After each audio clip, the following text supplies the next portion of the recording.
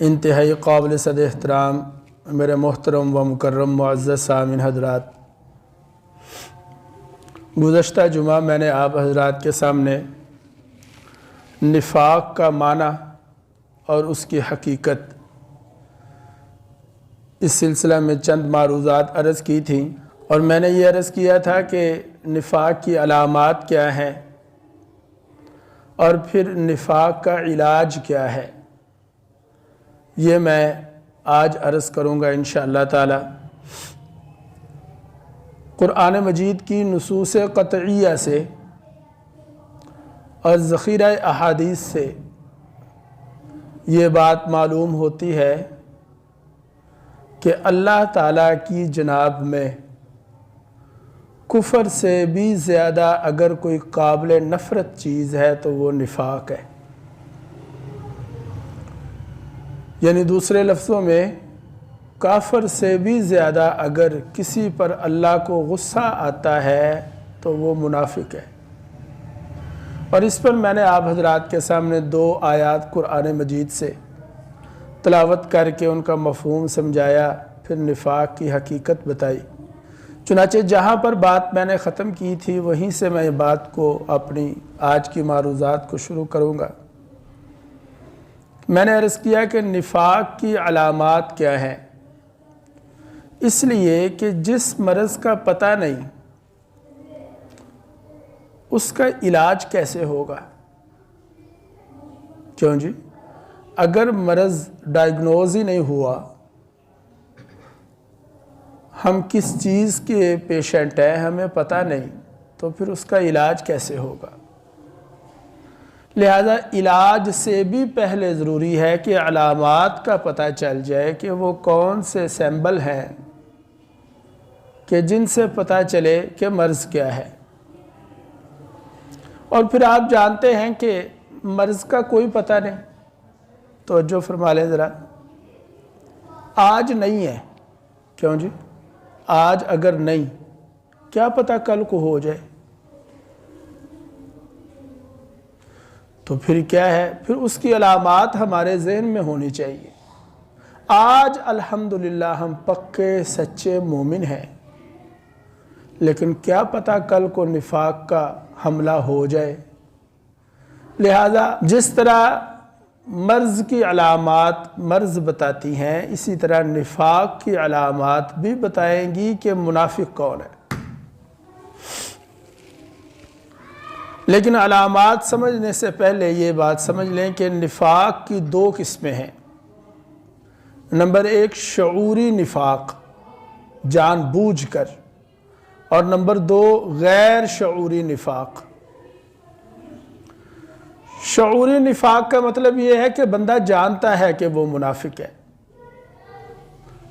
یعنی خدا نخواستہ اگر کوئی منافق ہے تو اسے پتہ ہے کہ وہ منافق ہے، وہ لاشعوری طور پر اظہار نفاق نہیں کر رہا بلکہ شعوری طور پر پورے ہوش و حواس کے ساتھ وہ نفاق کر رہا ہے، اور وہ یہ جانتا ہے کہ اس نے نفاق کا رستہ اختیار کیا ہوا ہے۔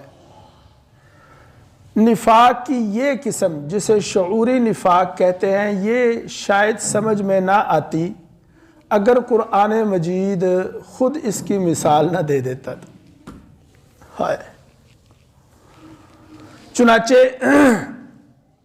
سورہ آل عمران میں اللہ تعالیٰ نے منافقین کی اس شعوری نفاق کو ذکر یوں فرمایا،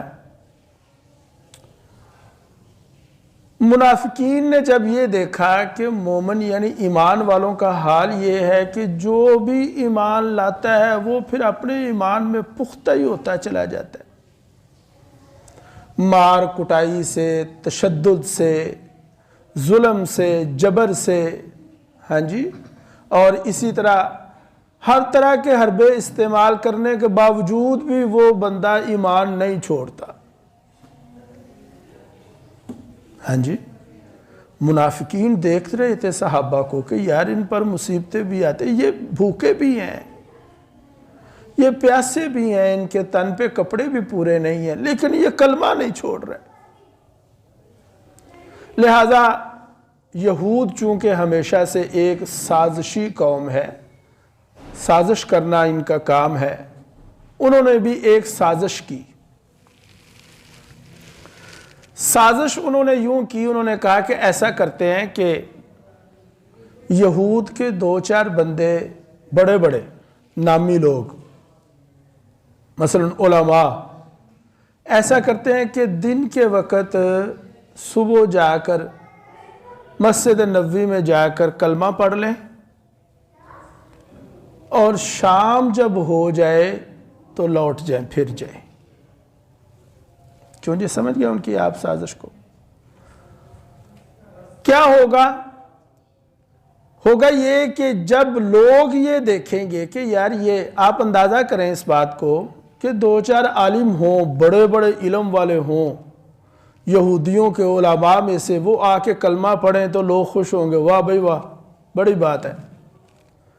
اور جب شام کو وہ پھر جائیں گے اور کہہ دیں گے نہیں یار ہم نے سارا دن ان کے ساتھ رہ کر اپنا ٹائم سپینڈ کیا ہے، گزارا ہے، کوئی مزہ نہیں آیا، اور وہ پیچھے ہٹ جائیں، تو سیدھے سادھے لوگوں کے دل میں کوئی نہ کوئی دغدغہ یا شک تو پڑے گا نا۔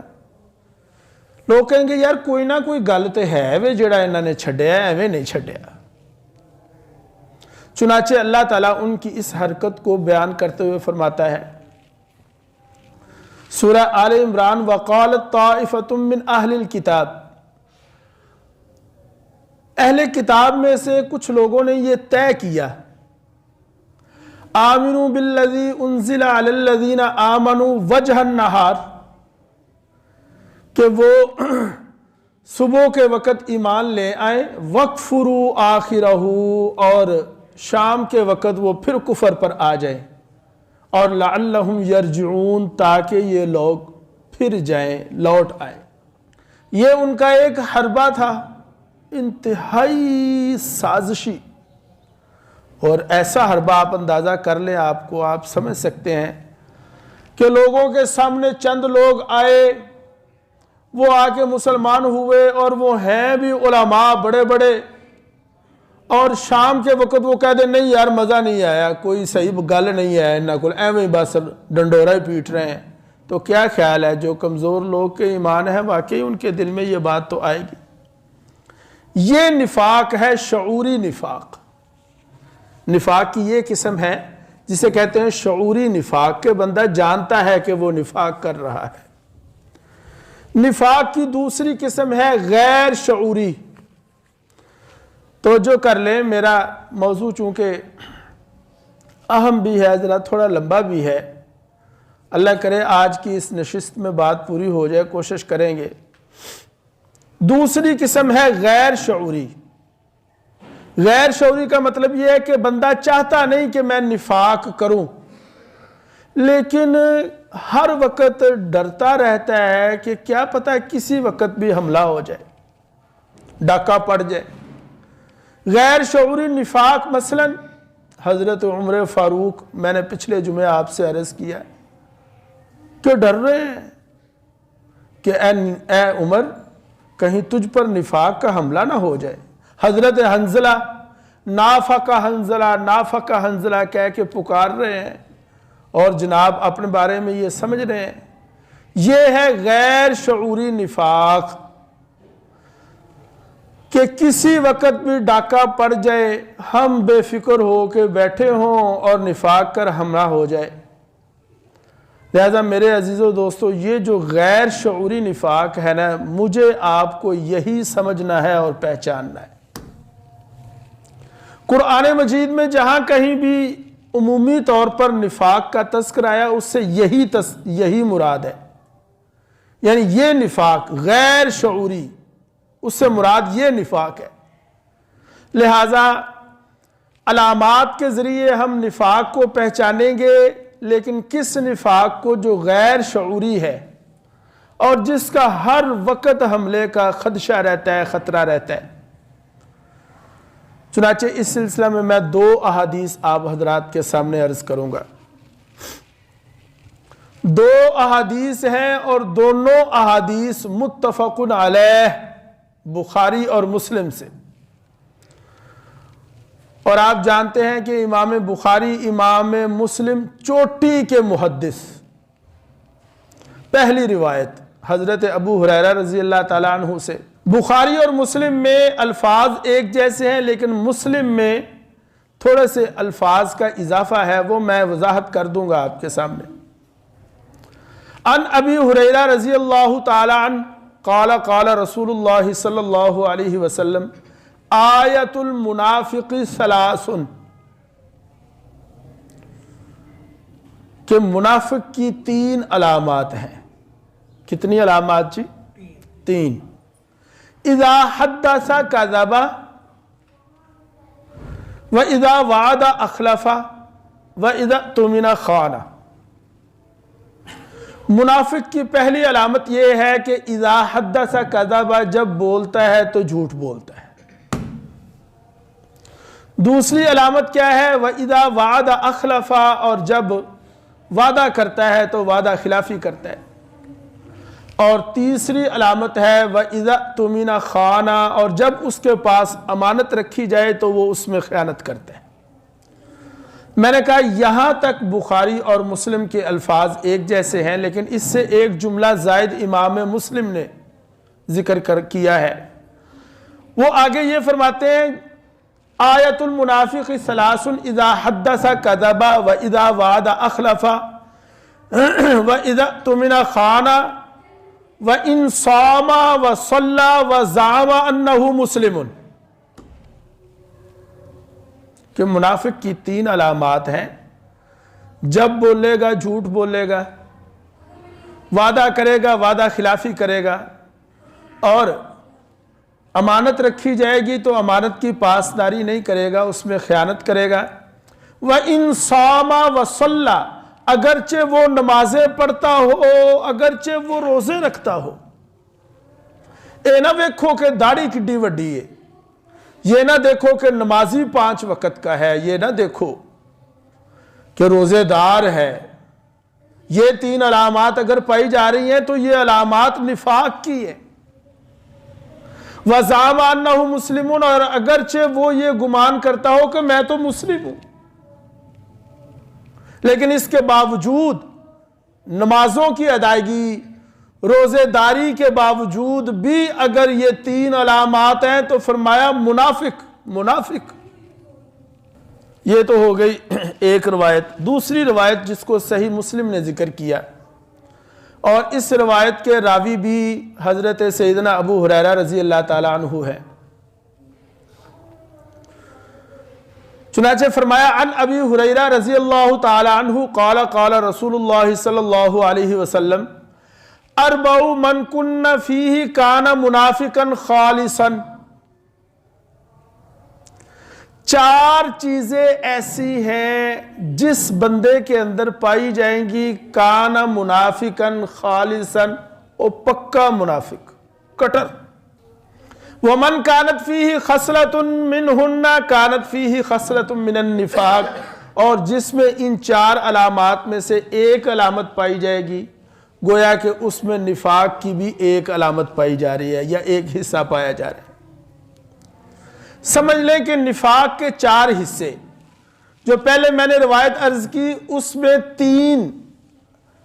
تین باتیں بتائی گئی، نفاق کی 3 علامات. اور اس روایت میں جو مسلم شریف کی ہے 4 باتیں کی، لیکن ساتھ ایک بڑی اہم وضاحت کر دی ہے.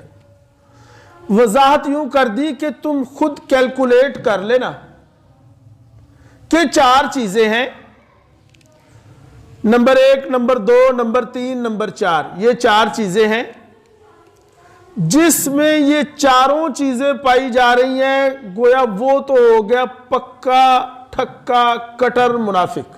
اس کے نفاق میں تو اور کوئی شک نہیں، کوئی دوسری رائے نہیں. اور جس میں ایک علامت پائی جا رہی ہے، گویا وہ کتنا منافق ہو گیا جی؟ ایک حصہ. اور یار بول دے چھوڑو یار، میں پکھے چلا دینے انہیں سارے جی. ایک چیز پائی گئی تو ایک حصہ نفاق کا، 2 تو آدھا منافق، 3 تے پونا منافق، 4 تے پھر پورا منافق. چنانچہ کیا فرمایا؟ اربع من کن فیہ کانا منافقن خالصن، جس میں 4 چیزیں پائی جا رہی ہیں وہ تو ہے منافقن خالصن۔ ومن کانت فیہ خصلۃ، اور جس میں ان 4 خصلتوں میں سے ایک خصلت پائی جا رہی ہے، کانت فیہ خصلۃ من النفاق، گویا اس میں نفاق کی ایک خصلت ہے۔ وہ 4 کون سی ہیں؟ حتی یدعہا، یہاں تک کہ وہ ان کو چھوڑ دے، ترک کر دے۔ 3 تو وہی جو پیچھے ذکر ہوئی پہلی روایت میں، لیکن تھوڑے سے الفاظ کے ساتھ، ترتیب میں فرق کے ساتھ۔ اذا اؤتمن خان، وہاں پہلے تھا کہ اذا حدث کذب، یہاں ہے اذا اؤتمن خان پہلے نمبر پر۔ یہاں دوسرے نمبر پر آ گیا کہ وَإِذَا حَدَّثَ كَذَبَ، جب بولتا ہے جھوٹ بولتا ہے۔ تیسرے نمبر پر وہاں تھا وَإِذَا وَعَدَ أَخْلَفَ، اور یہاں پر ہے وَإِذَا عَاهَدَ غَدَرَ، دونوں کا مفہوم ایک ہی ہے۔ وعدہ اخلف کا مطلب یہ ہوگا جب وعدہ کرتا ہے تو وعدہ خلافی کرتا ہے، اور عاہدہ غدرہ کا مطلب یہ ہے کہ جب کوئی معاہدہ کرتا ہے تو معاہدہ کی پاسداری نہیں کرتا، اسے توڑ دیتا ہے، کرش کر دیتا ہے۔ البتہ ایک چوتھی علامت یہاں پر ذکر کی گئی بھائی، گویا کہ ایک چوتھی چیز بھی ہے۔ یہ 3 چیزیں تو دونوں احادیث میں آ گئی، میں نے کہا کہ الفاظ کے اختلاف کے ساتھ یا ترتیب کے اختلاف کے ساتھ دونوں احادیث میں موجود ہے، لیکن ایک چوتھی چیز۔ اچھا بھائی وہ چوتھی چیز کیا ہے؟ وہ چوتھی چیز بڑی اہم، آیت المنافق ثلاث اذا حدث کذب واذا وعد اخلف واذا اؤتمن خان واذا عاهد غدر واذا خاصم فجر۔ منافق کی چوتھی علامت کیا ہے؟ واذا خاصم فجر، جب وہ کسی سے جھگڑتا ہے تو فجر پھٹ پڑتا ہے۔ وہ کیا اسے کہتے ہیں؟ اپنے آپ سے باہر ہو جاتا ہے، کوئی لحاظ نہیں، کوئی تمیز نہیں، نہ چھوٹے بڑے کا پاس، نہ ہی مقابل کے کیسا ہے، کوئی بس ایسے اول فول منہ سے غلاظت بک رہا ہے۔ یہ منافق کی علامت ہے۔ گالیاں تیری ماں کی، تیری بہن کی، کھلو جا تو وہ کھلوندا نہیں کتلے، ایسے گالیاں جو بول رہے۔ فرمایا یہ علامت بھی نفاق کی ہے۔ اچھا ہم بڑے سیلفش ہو گئے ہیں، ہمیں ہر بندے پہ غصہ نہیں آتا۔ کیوں جی؟ مال والا پیسے والا ہوگا ہمیں غصہ نہیں آئے گا، ہم سے طاقتور ہوگا ہمیں غصہ نہیں آئے گا، اسی آ کہیں گے واہ جی واہ کوئی گل نہیں۔ وہ غریب آدمی ٹکر جائے سانو پھر بڑا غصہ ہوتا ہے، کوئی ماڑا بندہ آ جائے، کوئی ملازم ہو پھر تو سسی ہیں جننے ہیں جی میں۔ لیکن کیا فرمایا؟ وَإِذَا خَاصَمَ فَجَرَ۔ فجر کسے کہتے ہیں آپ کو پتہ ہے؟ یہ ہمارے ہاں فجر کی نماز ہے۔ فجر کو فجر پتہ ہے کیوں کہتے ہیں؟ فجر کا معنی ہوتا ہے پھٹنا۔ فجر کا کیا معنی ہوتا ہے؟ ایکسپلوڈ ہونا، پھٹنا۔ جیسے کہتے ہیں بم ایکسپلوڈ ہو گیا، پھٹ گیا۔ فجر کو فجر بھی اس لیے کہتے ہیں کہ رات پھٹ جاتی ہے اور اس میں سے دن نکل آتا ہے، اس لیے اسے فجر کہتے ہیں۔ وَإِذَا خَاصَمَ فَجَرَ، منافق کی چوتھی علامت یہ ہے کہ جب وہ کسی سے جھگڑتا ہے تو فجرہ، پھر وہ پھٹ پڑتا ہے۔ اب آپ خود کیلکولیٹ کر لیں، کسی کو کہنا، مخاطب کرنا، کہنا سننا تو مناسب نہیں، لیکن ہم میں سے ہر کوئی خود جو ہے وہ اپنا محاسبہ کر سکتا ہے، ہم جائزہ لے سکتے ہیں، لہذا ہم جائزہ لیں۔ توجہ کریں میری طرف، ذرا ادھر دیکھیں، میں نے 4 علامات بتا دی۔ یہ ہمارا جائزے کا سیشن ہے، اس میں ہم نے اپنا جائزہ لینا ہے بھائی، اپنا محاسبہ کرنا ہے۔ ہر کوئی اپنے گریبان میں دیکھے اور میں بولتا چلا جاؤں، آپ حضرات جو ہے ان احادیث کی روشنی میں اپنا جائزہ لیتے چلے جائیں۔ حدیث مبارک میں بالکل واضح آ گیا کہ 4 علامات ہیں جس میں چاروں پائی جاتی ہیں۔ کانا منافقن خالصن، او پکا منافق، جس میں ایک پائی جاتی وہ ایک درجہ منافق، جس میں 2 علامتیں پائی جاتی ہیں وہ نصف، جس میں 3 حصہ اور جس میں 4 وہ پورا۔ اب میں ذرا بولتا چلا جاتا ہوں، میں اور آپ اپنا اللہ تعالیٰ کو حاضر ناظر کر کے جائزہ لیں اپنی اصلاح کی غرض سے۔ تو بھائی ریڈی ہے؟ کیوں بھائی؟ نمبر 1، منافق کی علامت یہ ہے اذا حدث کذب، کہ جب بھی وہ بولتا ہے جھوٹ بولتا ہے۔ اب ہم نے اپنا جائزہ لینا ہے، اپنے دل کو نشانہ بنا کے ہم نے اپنے آپ پر ذرا وہ فوکس کرنا ہے اور ہم نے اپنے آپ کو اپنا محاسبہ کرنا ہے۔ اگر تو ہم جھوٹ سے کتراتے ہیں، جھوٹ بولنے سے دریغ کرتے ہیں، بچتے ہیں، تو کیا اسے کہتے ہیں فَبِهَا وَنَعَمْ وَلَكَ الْحَمْدُ، اللہ کا شکر ادا کرنا چاہیے۔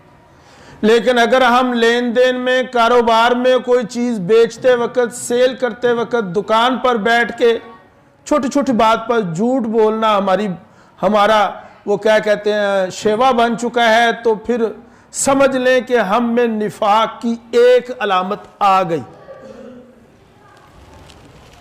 یہ اب آپ نے اور میں نے، ہم نے مل کے جائزہ لینا ہے اس بات کا۔ دوسری بات، دوسری علامت یہ ہے کہ فرمایا کہ وَإِذَا تُمِنَ خَانَ، جب اس کے پاس امانت رکھی جاتی ہے تو وہ اس میں خرد برد نہیں کرتا، کھا پی کے بعد میں بہانے نہیں تراشتا، او یار ادھر ہو گئی، پتہ نہیں اتھے رکھی سی یار، گم ہو گئی یار، ایسی باتیں نہیں ہیں اس کے پاس۔ یہاں بھی ہم اپنا جائزہ لے لیں۔ پھر تیسری علامت یہ فرما دی کہ وعدہ کرتا ہے تو وعدہ خلافی کرتا ہے۔ کیا ہم اپنے معاملات میں وعدہ کی پاسداری کرتے ہیں؟ اگر تو وعدہ کی پاسداری ہے، دیکھیں ہمارے ہاں نا ایک بات ایسی چل پڑی ہے، ہم یہ سمجھتے ہیں کہ جس نے وعدہ کا لفظ بولا اس کا وعدہ شروع ہوا۔ کیوں جی؟ آپ بڑے بزرگ ہیں ہمارے، مرد کی زبان ہی کافی نہیں ہوتی۔ مرد نے کہہ دیا کہ میں کروں گا تو یہ وعدہ، یہ پرومس ہو گیا اس کا یار، اور کی یہ دوا سے کوئی کوڈ مارنا ہے، کوئی کوڈ لگانا پڑے گا پیچھے یار، کہ کہنا پڑے گا میں اللہ کو حاضر ناظر جان کے یہ وعدہ، یہ الفاظ تو ہیں، یہ الفاظ ہے اپنی نیت کو پختہ کرنے کے لیے، لیکن اگر کہیں پر ہم نے بات کر دی ہے تو وہ وعدہ ہو گیا۔ اب ہم نے اپنا جائزہ لینا ہے کہ کیا ہم اس پر پورا اگر پورا اترتے ہیں تو اللہ کا شکر ہے، اگر نہیں تو پھر اپنی فکر کریے۔ اور چوتھی علامت کیا ہے کہ لڑائی کے وقت پھٹ پڑنا، جھگڑالو، وَهُوَ أَلَدُّ الْخِصَامِ، جھگڑالو، اوئے ہوئے بڑا غصہ ہوندہ ہے، وہ یہ نو بڑا غصہ ہوندہ ہے، بڑا غصہ ہے، یہ کوئی اچھی صفت ہے؟ یار حلم، کرم، جود، سخا، یہ اچھی صفات ہے۔ بڑا غصہ ہوندہ ہے کوئی اچھی صفت ہے یار؟ یہ تو قابل ذکر بھی نہیں ہے، قابل اعتنا تو بڑی دور کی بات ہے۔ لہذا اگر ہمیں اپنے چھوٹوں پہ غصہ آتا ہے اور ان کو بات بات پہ جھڑکتے ہیں تو پھر سمجھ لیں کہ یہ بھی ایک نفاق کی علامت ہے جو ہم میں آ چکی ہے۔ چھوٹوں کو، ڈاکٹروں کو، ملازموں کو گالیاں دینا، خود گاڑی چلا رہے ہیں، گاڑی چلاتے چلاتے کہیں لگ گئی، اوہو یار پتہ نہیں لگا، اور اگر ڈرائیور سے لگ گئی تو تیری ماں کی، تیری انا ہو گیا ایسے، تینوں پتہ ہی نہیں لگا۔ یہ ہے وَإِذَا خَاصَمَ فَجَرَ۔ تو خیر میں نے آپ کو علامات بتا دی اور یہ بھی بتا دیا کہ ہم نے اپنا جائزہ کیسے لینا ہے۔ چوتھے نمبر پر جو چیز میں نے عرض کرنی ہے وہ ہے نفاق کا علاج کیا ہے۔ ہمارے پاس وقت تھوڑا رہ گیا، میں مختصراً ہی عرض کر سکوں گا یار آپ حضرات کے سامنے، لیکن چونکہ ہمیں علامات کے ذریعہ ہمیں تشخیص ہو گئی، جیسے علامات سے بیماری کا پتہ چلتا ہے، ایسے ہی نفاق ایک بیماری ہے، تو اس کی علامات میں نے بتا دی احادیث کی روشنی میں، تو انشاءاللہ ہمارے لیے علاج بھی آسان ہو جائے گا۔ کیوں جی؟ جب تک बीमारी का पता नहीं चलेगा, इलाज नहीं होगा। बीमारी का अल्हम्दुलिल्लाह पता चल गया कि ये अलामात है बीमारी की, जैसे कोरोना की अलामात थी, ये डेंगू की अलामात हैं, ऐसे निफाक की अलामात हैं। इन अलामात अब अगर है तो उसका इलाज क्या है, इधर तवज्जो कर ले। इलाज समझने से पहले हमें एक इंतहाई अहम बात समझनी पड़ेगी। वो क्या है? वो है वो जो मैंने पिछले जुमे अर्ज़ की थी कि निफाक का माना क्या है। आपको याद होगा मैंने कहा था कि निफाक नफाकुन या नाफाका से माखूज है। नफाकुन और नाफाका अरबी ज़ुबान के ये लफ्ज़ है जिससे मुनाफिक बना है। वो मैं पीछे तफसील से पिछले जुमा अर्ज़ कर चुका हूँ, मैं अब उस तरफ नहीं जाऊँगा। नफाका कहते हैं जनाब अली, ये जो गो होती है ना, गो याद है आपको, मैंने पिछले जुमे अर्ज़ किया था। गो जो होती है ना, एक जानवर है, ये अरब उसका शिकार किया करते, खाते भी थे, हलाल भी है। आप सल्लल्लाहु अलैहि वसल्लम के सामने भी पेश की गई, किसी ने उन्होंने बड़ा फ्राई करके ले आंदा होना सामने, सरकार देख के फरमाया तुसी खाओ यार, मेरा नहीं दिल करता, नहीं खाया, लेकिन अब तबीयत होती है। बहरहाल अरब इसका शिकार करते थे कुत्ते के जरिए से। ये जो गो थी ना, ये क्या करती थी, ये जमीन के अंदर अपना घर बनाती थी, तो उस घर का एक और दरवाजा, एग्जिट, यानी उसका एक और एग्जिट भी रखती थी कि अगर कुत्ता एक तरफ से हमला करे तो वो दूसरी तरफ से निकल जाए, उधर से हमला करे तो वो इधर से निकल जाए। बड़ी सियानी निकली। गोया के दो रुख होते थे उस घर के, इसलिए उसे नाफाका कहा जाता था। मुनाफिक को भी मुनाफिक इसलिए कहा जाता है कि इसके भी दो चेहरे होते हैं, एक के सामने एक चेहरा, दूसरे के सामने दूसरा चेहरा। या दूसरे लफ्जों में इसे कह सकते हैं मुनाफकत नाम है दो मुंहापन। मुनाफकत नाम है किसका? दो मुंहापन। दो मुंहापन एक चीज ये, एक तो वो जो गोह थी ना, गोह, उसका एक काम तो उसका जो भट्ट था उसका एक सिफत तो ये थी कि दो उसके दरवाजे होते थे, इधर से भी और इधर से भी। और ये दो दरवाजे क्यों बनाती थी? अपनी हिफाजत के लिए, यानी बचाओ। क्या जी? बचाओ, अपने आप को बचा कर रखना।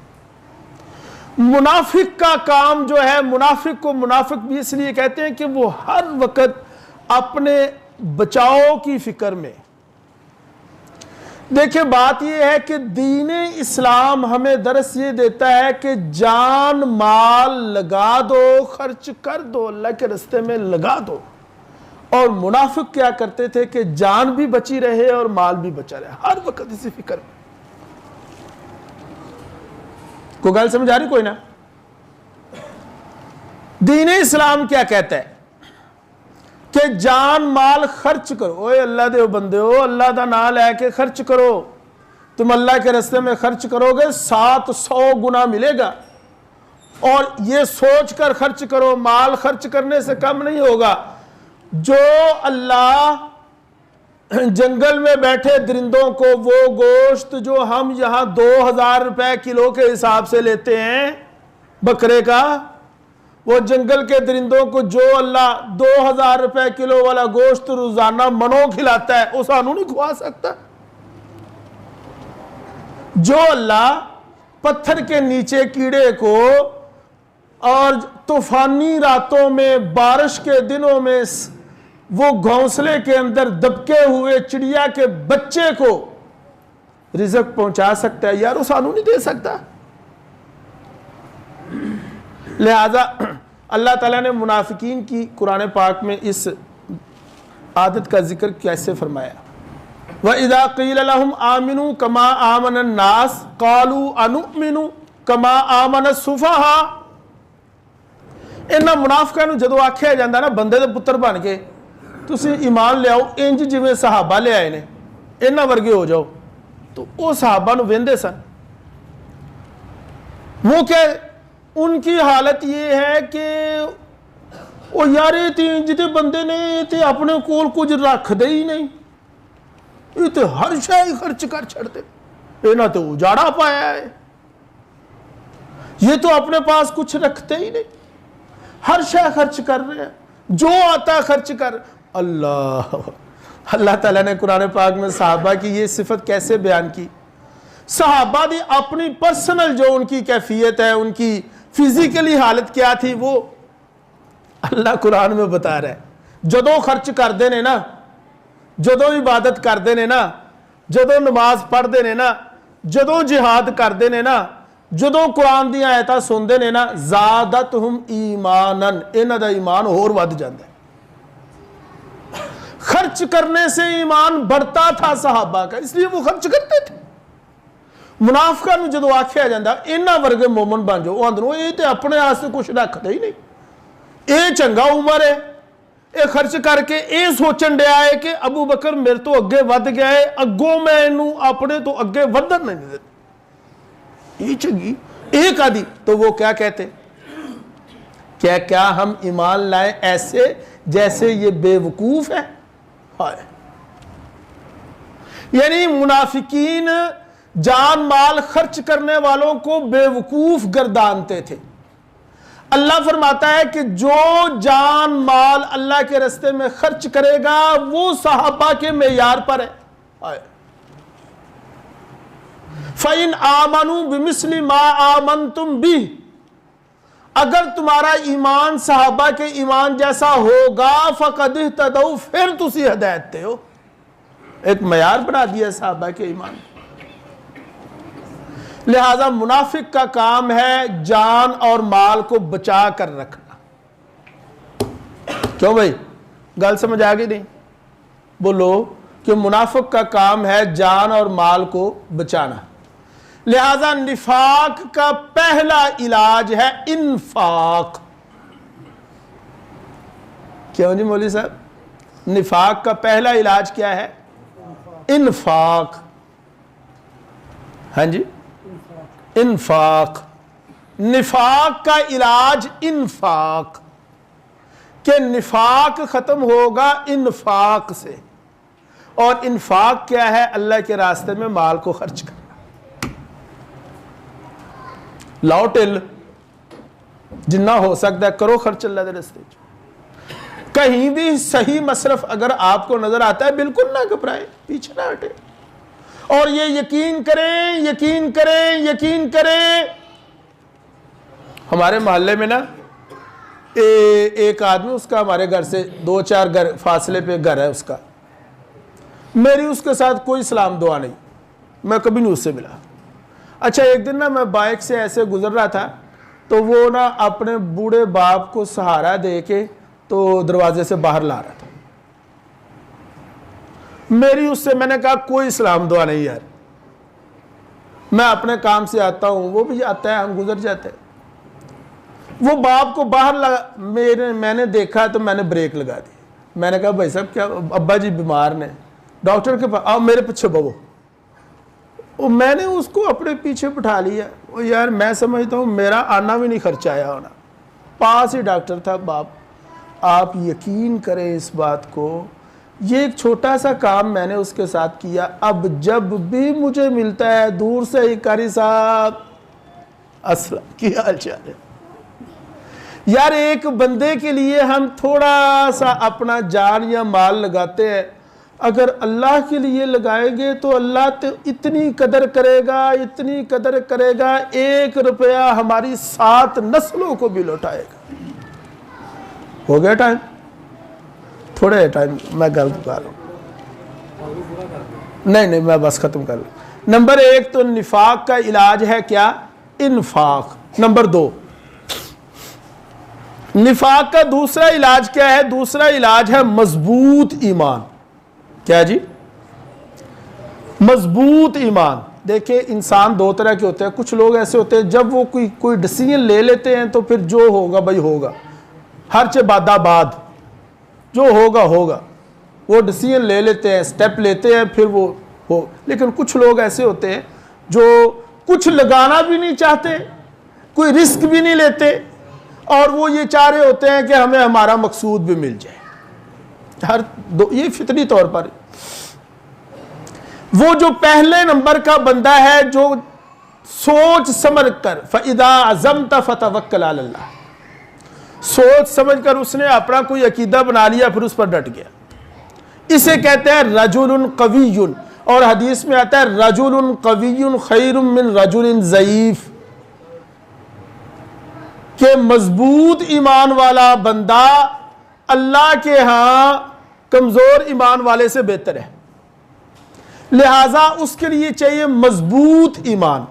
अल्लाह की जात पर क्या हो जी कि मैंने खर्च किया है, जान लगाई है, माल लगाया है, अल्लाह देगा। यह मजबूत ईमान कैसे आएगा? यह मजबूत ईमान आएगा अल्लाह की मार्फत से। किससे बोले? अल्लाह की। अल्लाह ताला की मार्फत फितरतन हर इंसान की के अंदर मौजूद है, इंस्टॉल्ड है, कहीं बाहर से हमें लाने नहीं पड़ेगी। फितरतन हमारे, अगरचे उस पर ज़हूल के पर्दे पड़े हुए हैं, हम पीछे हटे हुए हैं तो वो कल है, वरना फितरत में मौजूद है।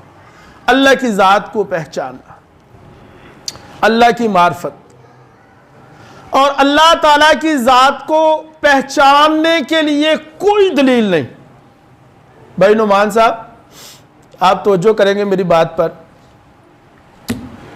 कोई मंतकी दलील अल्लाह के वजूद को साबित नहीं कर सकती, कोई मंतकी दलील। इसलिए कि ज़ाब्ता यह है कि दलील को दलील काट देती है।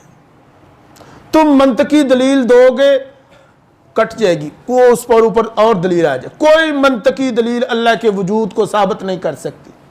अल्लाह के वजूद को साबित करने के लिए अल्लाह ताला ने खुद कुरान पाक में एक लफ्ज़ इरशाद फरमाया, वो है ला आयात। अल्लाह को जानना है तो कैसे? ला आयात, उसकी आयात से। आयत माना मौलाना निशानियां। अल्लाह को पहचानना है अल्लाह की निशानियों से। इस पर मैं एक मिसाल दे के बात को बिल्कुल ख़त्म कर दूं। मेरे दोस्त ने मुझे, जब मैं पढ़ता था, ये मैं मिसाल दे रहा हूँ, जब मैं पढ़ता था मेरे साथ मेरा एक रूममेट था, क्लास फेलो था, उसने मुझे अपनी कोई अंगूठी, कोई छल्ला, कोई चीज़ ऐसी निशानी के तौर पर दे दी। वो मैंने संभाल के रख दी। ज़िंदगी गुजरी गुजरी गुजरी। एक दिन मैं अपना पुराना काठ कबाड़ हिला रहा था, उसके अंदर से वो उसकी निशानी निकल आई। तो दोस्त की निशानी को देखकर कौन याद आ गया? हाँ, ये जो निशानियां हैं अल्लाह ताला की अनफाक व अनफुस में, इन निशानियों को देखकर अल्लाह को पहचानना। और अगर इन निशानियों को देखकर अल्लाह को पहचान लेंगे तो फिर अल्लाह की मार्फत हासिल होगी, और जब अल्लाह की मार्फत हासिल होगी तो ईमान मजबूत होगा। लिहाजा मजबूत ईमान और अल्लाह के रास्ते में जान और माल खर्च करना, यह निफाक को ख़त्म करेगा। अल्लाह ताला से दुआ है, अल्लाह अमल की तौफीक।